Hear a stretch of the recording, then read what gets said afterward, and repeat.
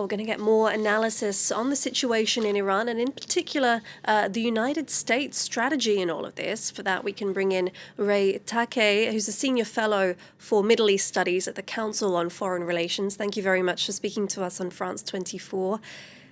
I'd like to start by asking you, in terms of the Trump administration's objectives, the president has vowed to destroy Iran's missile program, its navy, and deny the regime nuclear weapons. But, you know, back in January, Trump was threatening strikes after the regime's crackdown on protesters.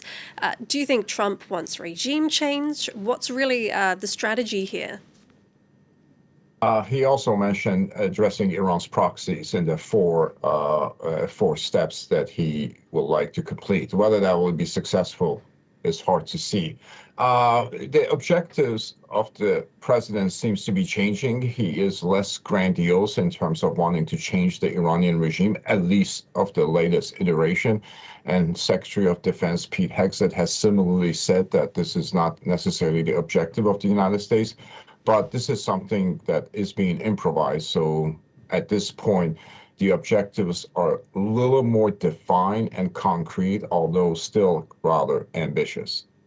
Well, Trump has also left open the possibility of a more extensive U.S. military involvement, not ruling out boots on the ground. If you wouldn't mind, Ray Takeyh, just stay on the line with us here, because we're going to play a report that kind of looks at the dividing opinions over this, which is even within Trump's MAGA camp, and that places the president in a risky political position as the midterm elections approach. Take a look at this.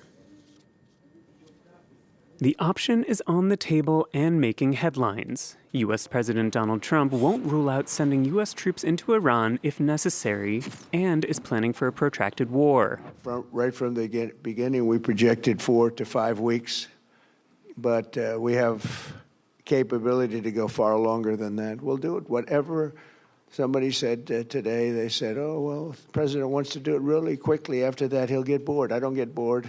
And thank everybody. But the deaths of U.S. soldiers and footage of fighter jets in free fall are drawing a lot of attention, even inside the MAGA movement. These longtime Trump supporters sound off on the right-wing broadcast channel, Real America's Voice. Some stand behind their president. We would have a nuclear holocaust throughout the Middle East. This government is trying to stop, and I just don't see how anyone could be against that. Others aren't so supportive. I'm not happy about the whole thing. I don't think this was in America's interest. He was the No More Endless Wars candidate in 2016 and 2024, particularly, and this looks like an open betrayal of the base. Indeed, Trump often said he would end wars during his presidential campaign. He will start a war. I'm not going to start a war. I'm going to stop wars. When interviewed, some Trump voters questioned the war. Thousands of American lives lost. It's that MAGA has become MAGA. Make Israel great again. I had friends of mine that I lost while I served over there. I don't want anybody to have to go through that again. I don't want my son to have to possibly go through that. Parallels with the long Iraq War, which killed almost 4,500 U.S. soldiers and over 100,000 civilians, are all too present. In a press conference, the U.S. Defense Secretary tried to offer reassurance. This is not Iraq. This is not endless. Our generation knows better, and so does this president. Just before its start, only 27% of Americans supported intervention in Iran. With just 8 months before the midterm elections, President Trump has made a risky political bet. All right, well, Ray Takeyh, it's good to have your reaction on this. How do you think that this war in Iran fits into Donald Trump's America First policy? Well, seemingly it contradicts it, but honestly, America First is whatever Trump says at the moment, and a large number of Republican voters will support it, and I think his support base among the Republicans is still rather strong. I would say that the president and his administrations have not done a very good job in trying to explain what the reason for this intervention is. Why was it so urgent? Why did it have to take so long? And do they have actually an exit strategy or an off-ramp? The president has suggested 4 to 5 weeks of more bombing. I don't know if the United States has the munitions to support that, and is certainly drawing resources from other arenas that are more urgent. This is an administration, and indeed many in America believe that China is the most important threat the United States has, And now you begin to see concentration of large amount of American naval power in the Gulf. In the meantime, in Europe, Ukraine is still being attacked by the Russian Federation, and some of the munitions that would be the least sold to the Europeans by the United States to give to Ukrainian struggle are not probably being met. So this is a war of choice for reasons that the administration has not explicated.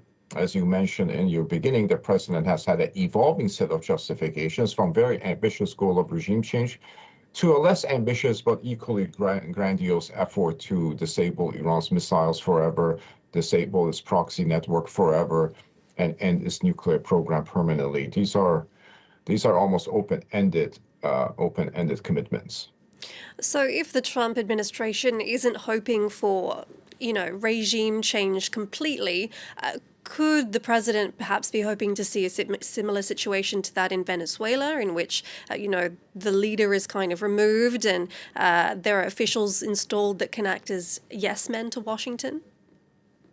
I don't think the Venezuela option exists here. Iran is not a personalized dictatorship. It is an ideological system, the Islamic Republic. It has a cadre that's committed to the revolution and sustaining the revolutionary government, even in the aftermath of Ali Khamenei's passing.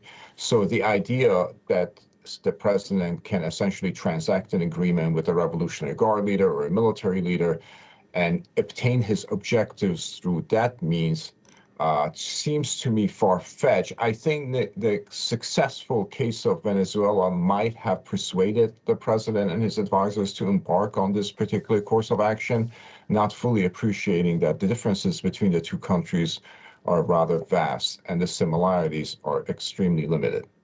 Well, on that, how much does Ali Khamenei's death really change? I mean, he could be replaced by someone even more hostile to the United States, right? He certainly is going to be replaced by someone younger and someone equally hostile, especially in this environment. It is hard to see any leadership coming out of the Islamic Republic at this point, having been attacked twice in 8 months, having its leadership decapitated, many members of the military and generals and scientists or others subject to targeted assassination. It is hard to see somebody coming from that particular system and getting on top of it who is likely to accommodate the United States, given everything that has happened and everything that is happening. This conflict is not over. The president, as I said, suggested it'll go on for another month. That's a lot of bombing, and that's a lot of targets. Today, the Assembly of Expert building, as your reporting indicated, was destroyed. I'm not quite sure if that institution had any military purposes. It was a way of convening to decide the parliamentary and political procedures of the country. So as we're running out of military target, you may see even targeting economic assets such as oil refineries and others and so forth. The Republican House Speaker on Monday, Mike Johnson, suggested that the U.S. had to strike Iran because Israel was going to do so with or without the U.S.'s support. What do you make of that statement? Does this allow us to believe that Israel is leading U.S. policy on the Middle East?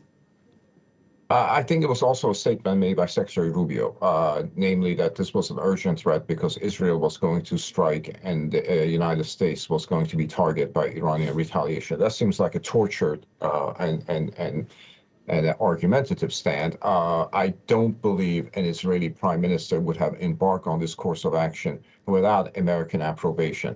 Prime Minister Benjamin Netanyahu has been wanting to bomb Iran for a long time, and he has done so only during the President Trump's second term, because previous American presidents, including first-term Trump, dissuaded him from that particular action. I don't see the Israelis doing this without American red line, without American green pass. And so what can we imagine might come next? I mean, negotiations on Iran's nuclear or missile programs now seem like a thing of the past. Well, first of all, I'm not sure if anybody is looking for an off-ramp. I wouldn't necessarily exclude the possibility of talks. I think the Iranian regime may be willing to re-engage in diplomacy just to stop the war, just to stop the fact that they're being bombed, and given the disparity of power, they're likely to suffer more.